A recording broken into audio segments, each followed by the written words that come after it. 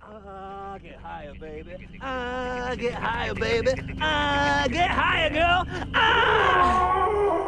Hey.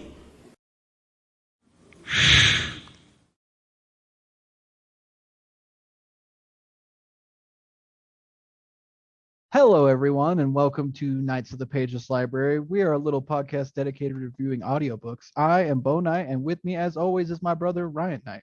And today we are taking a look at Pirates, Scoundrels Who Shook the World, written by Scott McCormick and narrated by like a whole cast of people. Yeah, there was quite a few people who narrated this one. I feel And like this the is sound effects guy should get a credit. oh yeah, I think so too, actually. And we'll get into that here in just a second. This is kind of wrapping up our we've pretty much done all of Scott McCormick's work on Audible, so just saying. I didn't even realize that till today. Yeah, we've pretty much done all of his work available on Audible. So thumbs up to us from ourselves, pat on the back to ourselves. So yeah. I was not expecting you to say that. Okay, that's not where I thought you were going with that. Okay, fair enough. But yeah, so and I mean, so for anybody who's listened to our previous episodes about Scott, this is kind of his bread and butter. He's considered a children's author essentially. So these are targeted at a younger crowd, but that's not to say you couldn't like learn something from these books either. So Yeah, for sure. as an adult, I mean. But yeah, they are definitely kind of written. They're not. I don't even know if they're written. Are they actual books too? I don't know, to be honest. These are all Audible originals, so possibly not. Because I kind of get the sense that they were made specifically for audio. That would make sense. But yeah, so Pirates, Scoundrels Who Shook the World. It came out, I think, in 2020. That's what I'm seeing, 2020. Yeah, it's not very long. It's pretty short. It's only 3 hours. Most of his books are pretty short, really short. Right. Although the Dragon Squisher, I just realized, is 9 hours, so that's pretty long. Yeah, but that is a whole departure for Scott for me. Yeah, I think so too. Not in a bad way. It's just it's like a whole different kind of thing. Right. So how did you feel about like the narration thing? So this, like we said, is narrated by like a whole cast of people. And I think sometimes it's good, and I think sometimes it doesn't really add anything. Yeah. I thought that the narrator, Sean Patrick Hopkins, is great. Yeah, he's fantastic. Yeah, I thought he was really, really good. But I just thought there was a lot of parts where even though it was multiple people, it didn't really add anything to the story to me. And I feel like a lot of the voice choices I think he makes are like dumb. Like the way that the actors perform the voice is kind of way off for me. Well, and I wonder if that's to do with like some of these people might not be like, voice actors necessarily, and he just brought them in for this project. Because that's not the vibe. I get the vibe that they are specifically told to speak a certain way. Well, like, okay. There is one very specific instance of a girl who speaks like in that, like Valley Girl like accent thing. Sure. And it makes no sense. Okay, yeah. I see what you're saying. But I hear you too. Like, yeah, some of them might not be like professional voice actors, but like I think like some of the quips are nice. A lot of the sound effects, like the layering of the sounds, is great because you hear like a lot of seagulls, a lot of like oceans, a lot of like cannons and stuff like that. And I think all of that adds a lot. Yeah, and I thought they were the best in this one out of the rest of the Rivals series so far. Like I thought they were very well done in this one. Yeah, you can kind of see like the evolution. Sure.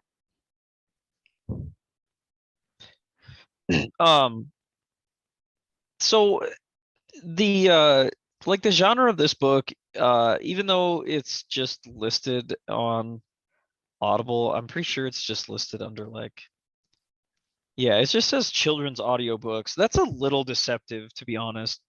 Um, this one is actually, I mean, you could almost consider this like a history book, just Yeah. told, just told in a different way. It's not just like somebody reading straight through a book. They're trying to make it more interesting to learn about these people. So, Yeah. I'm trying to think of like a good example to compare it to. Think maybe like Magic School Bus. that's actually a great way to put it. Yeah, that's a surprisingly great way to put it, really. um, yeah, because basically what Scott McCormick has done here is he's gathered up a lot of information about these famous pirates of the past, and he's kind of trying to tell little short stories about each of them and their place in history, but in a very kind of unique way by having voice actors, having sound overs, and things like that. So Yeah, and he's definitely trying to entertain the kids. I feel like to keep their attention.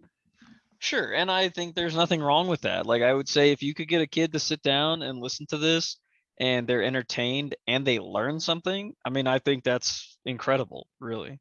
Yeah, there is a lot of information here. Sure. A lot of information from like very very few names that I would have known off the top of my head. Yeah. So like I feel like this was quite the undertaking for him, because like with a lot of the other Rivals books, at least I had heard of a lot of those people before, but with this one there was very few of these names I had ever heard before. Okay. So, Um so you could buy this right now if if it is included with Audible Plus though. So if you're an Audible Plus member, you get this for free. sure. But if you wanted to buy it, you can buy it for $24.95. So it's Well, pretty dang. expensive. Yeah, it's Yeah, that's kind of steep. really steep for you're paying 24 like basically $25 for 3 hours. Yeah, that's So a little steep. yeah, but I mean, who enjoys audiobooks though, doesn't have Plus and but buys books just straight up? Yeah, that's yeah. I don't know. I'm sure they're out there. If you are out there, please Yeah. email us and let us know. Yeah, some guy's like, listen up, idiots. I Yeah. actually saved $7 a book. By just straight up buying them, but only buying one book every 2 months. Yeah. Yeah, Okay. I'd be curious, but yeah, I think that price is a little steep, to be honest. So, I mean, this is really easy listening because it's definitely designed that way. Sure. I would not say though that it's like super easy to follow. No, I think the stories are kind of a jumbled mess.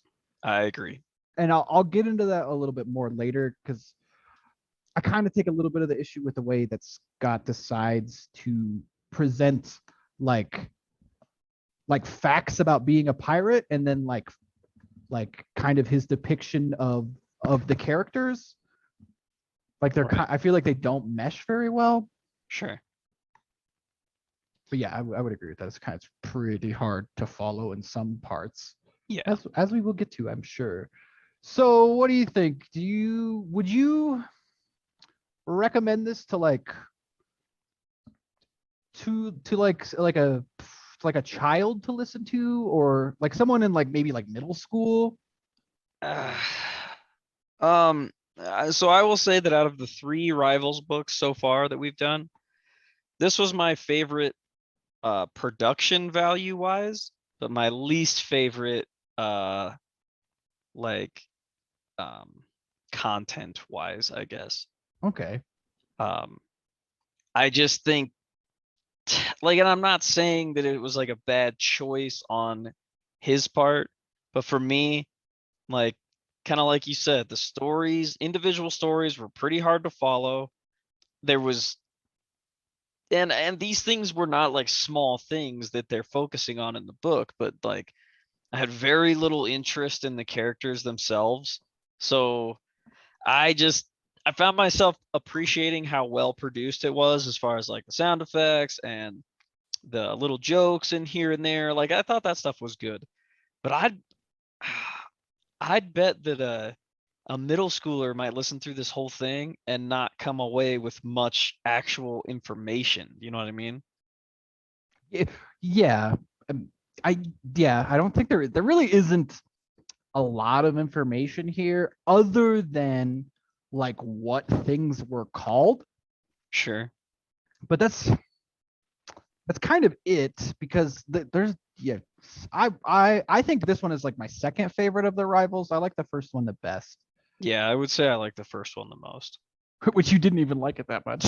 I didn't like it that much, but at this point, and now I like it the most out of all three of them. I didn't hate this, but no, and I wouldn't say that either. I just I'd have a hard time. I don't know who I would recommend this to is the problem. Yeah, that is fair. Like, I guess if you're like a pirate, like you love the idea of pirates, I don't know. Like at least the other couple books, it kind of had a little bit of stuff for everyone, and it taught you about very specific things, like this is why, whatever Puma is named Puma. Like that stuff was interesting.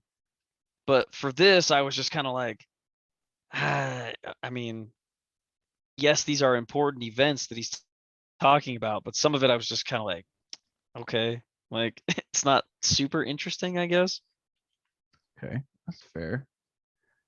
So this book gets like 2 thumbs in the middle. I mean, for me especially, like I don't know. I don't know who I would recommend this to. So that is fair. It's totally fair. Yeah, I would say the same thing. I don't really know who this is aimed at. Definitely children. Yeah, but and I could see though, like a middle schooler listening to this and getting done and being like, what? Right. I mean, and don't get me wrong, like if you're even in like high school and you got a report to do on like pirates, you're gonna get some good information out of this. Don't get me wrong. But I don't know. Like it just, the context of the story, like the context, this didn't feel like a good way to tell these stories, I guess.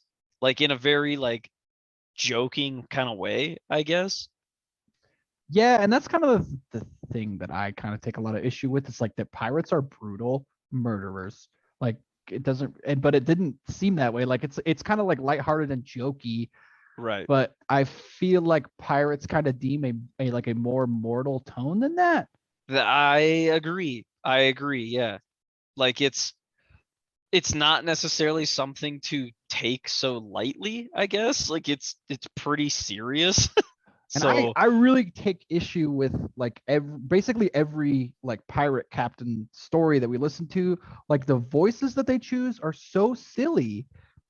Yeah, it's almost like they're making a mockery of these people. Yeah, but I don't get it. Especially the last one. It's like, why would you make that girl speak like a valley girl when she was like the most powerful pirate of all time? Right. Like, yeah, yeah. Okay, well, we can get more into it in the spoilers, I guess. But so you want to go past the spoiler wall? Yeah, we'll pass the spoiler wall now. So we're basically just gonna talk about the story for anybody who maybe this is your first time. We're gonna spoil the whole story. So if you want to listen to this, by all means, go and listen to it and then come back here and have hear what we have to say about it. Okay. I'm gonna skip around a bit just because I'm thinking about the last one. I'm gonna skip around a bit mostly because I don't really remember a whole lot from each one. So okay, so I want to talk about the last one first. Okay, go for it. So the last story is about like these Chinese pirates who kind of like set up their own empire of being pirates. Uh-huh. But like the story mainly centers around like this woman that nobody knew her name, even like in history. They just called her Jing's wife and then Jing's widow after he died.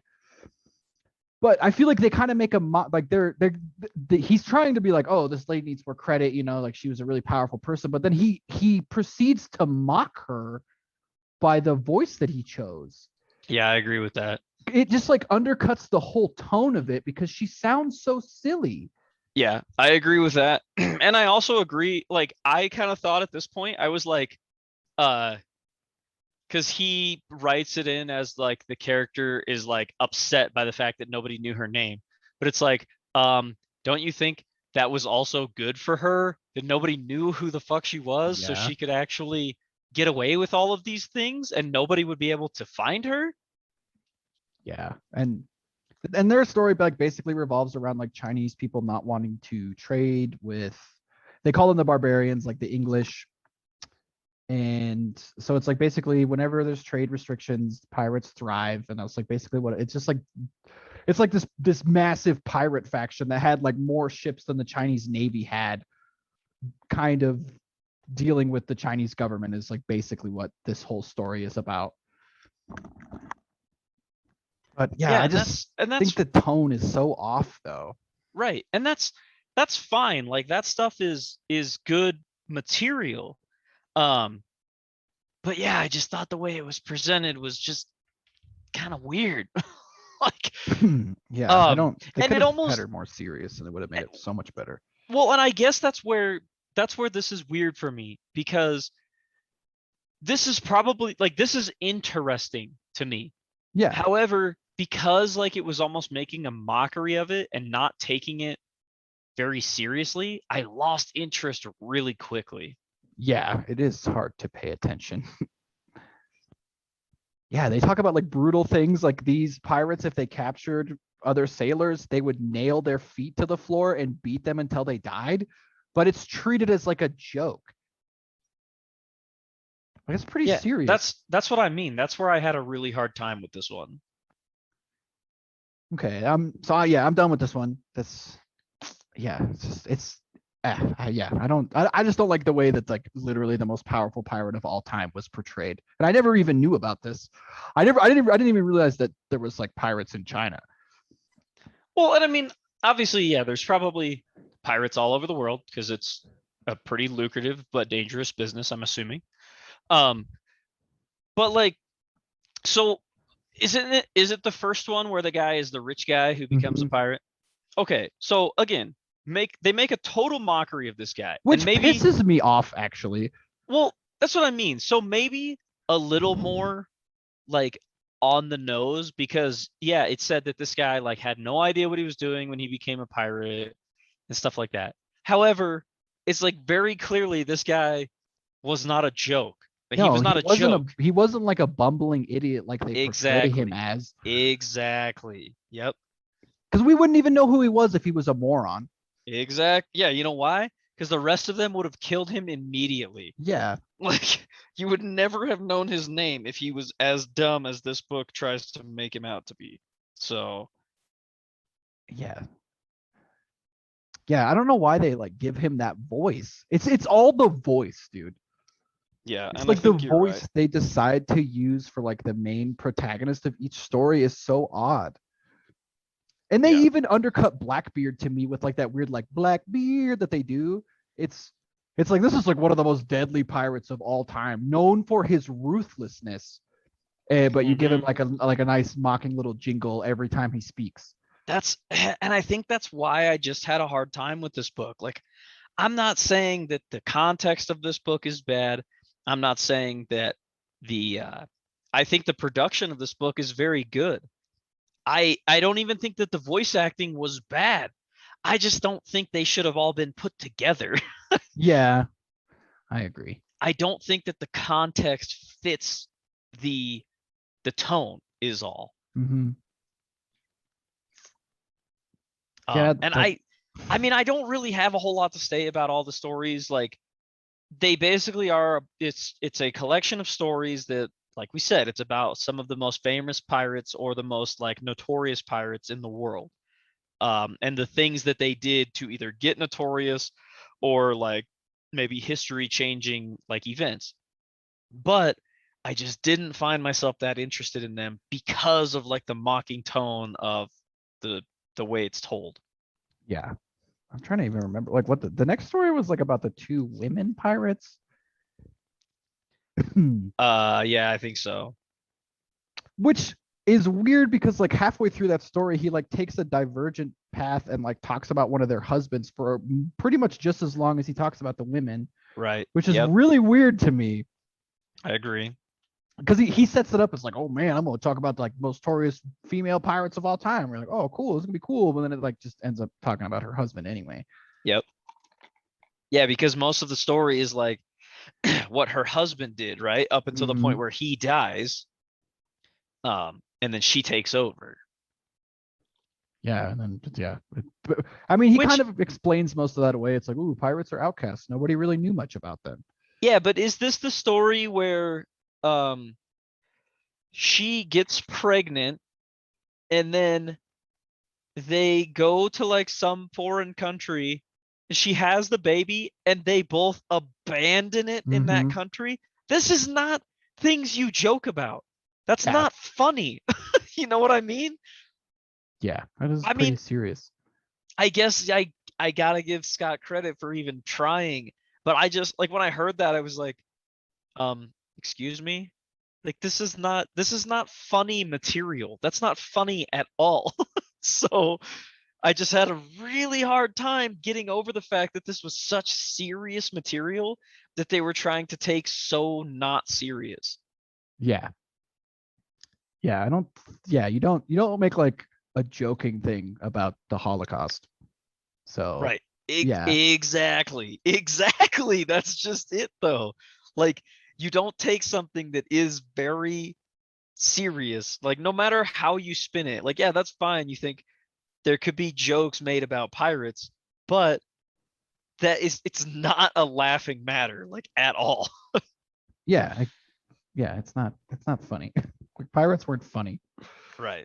They weren't.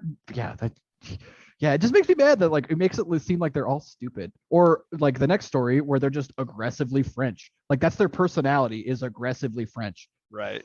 Yeah, I wasn't super impressed with that either. That is this the one where they're in Louisiana? Yeah, like how Yeah. they helped them with the Revolutionary War. Yeah. Which is fine. That's interesting. That's great. But I just feel like it needed a little bit more serious context for me to take it seriously. And it was weird to me how they kind of portrayed, it's Andrew Jackson, right? Like he was kind of an idiot. Yes. Like, I feel like everybody in this book though is portrayed as an idiot. That's Yeah. what's weird. It is Is- weird. Is like that's kind of how it was written, is that like everyone's an idiot. But it's like clearly no, a lot of these people were not idiots. Like you don't Yeah, or they couldn't you- have done the things they did. Exactly. You don't make a freaking career out of being a pirate by being an idiot. Yeah. Very Especially- true. Especially a notorious pirate. Like, yeah, you might be able to be an idiot just like crew hand or like a deckhand, but you don't become a notorious pirate by being an idiot. Yeah. Yeah, you killed a lot of people probably.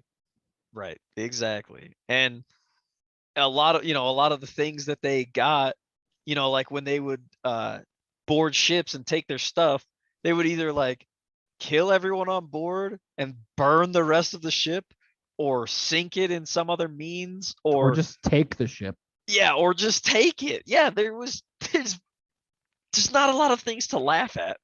Well, especially in that It's- first story, they talk about like how Blackbeard like abandoned half of his crew. And it's like the way that they portray it is like he's like later idiots and squealing tire noise. It's like you abandoned those guys to die. Right.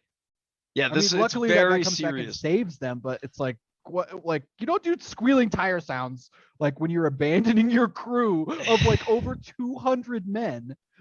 Okay, they kind of got me with that one. I probably chuckled at that. But then yeah, I agree. I was like, wait a minute. Wait, he did what? That's not funny. Yeah. I mean, I guess you can kind of see the humor in it a little bit, but I don't know. It's just like I just think about like those guys. It's like what you followed this guy, like you were so devoted to him and he just abandoned you? Yeah. Oh my god. Which probably happened far more often than we will ever know. Oh yeah. You know what I mean? Like, Yeah. Horrible things have happened throughout history and will continue to happen and are happening now. right. Yeah, and I mean, it was one thing to look at like and it's not to say that the things in the other two Rivals books there weren't some more horrible things. But like in the one where it's like the two women are fighting over who has like the best fashion sense, like yeah, Okay. you can make jokes about that stuff. Those are perfectly good things to joke about. But I just feel like the context of this is not, it needed to have been taken more seriously, basically. Mhm. Yeah. So, um, I mean, is there anything else you have to say about this one? I don't want to keep beating this pirate horse, but No, sorry, I think I'm good. that was my pirate joke. That was a joke. I I honestly I wish I was smarter at thinking on my feet so I could come up with better pirate jokes on the spot like this, but I can't. So Me forgive me. neither. I'm thinking now, and I'm like, I don't know. The only one I know doesn't really make. It's not appropriate. Yeah, let's not go down that road. Let's But not let's not thank sail you, up that channel. thank you everybody for listening. We really appreciate it. Yeah, for sure. What are we gonna do next time? I don't have my phone, but I think we're doing Shadow and Bone, right? Yeah, and then what's that book called? But food something, food of the gods. Oh yeah, I forgot to mention at the beginning of this that this was supposed to be Food of the Gods by Terrence McKenna this week. But I think we might just go ahead and put that one off for a while because I started listening to it and it was just way too like heavy of material for me right now. Oh, it was So blowing my mind. yeah. So I don't even know if we'll do that after Shadow and Bone. I think we're just gonna put that one on the back burner for a little while. Okay, sounds good. So what did you have after Shadow and Bone that you We could do wanted to do? Handmaid's Tale. Handmaid's Tale. Yeah, let's plan on that. Oh yeah, So stay tuned for that. Always be on the lookout for Anime Squires. yes, hopefully one of those will be coming out soon. So Yeah, and anything else? no, that's all I got. So yeah, thank you everybody for listening, and we hope to catch you on in the next one.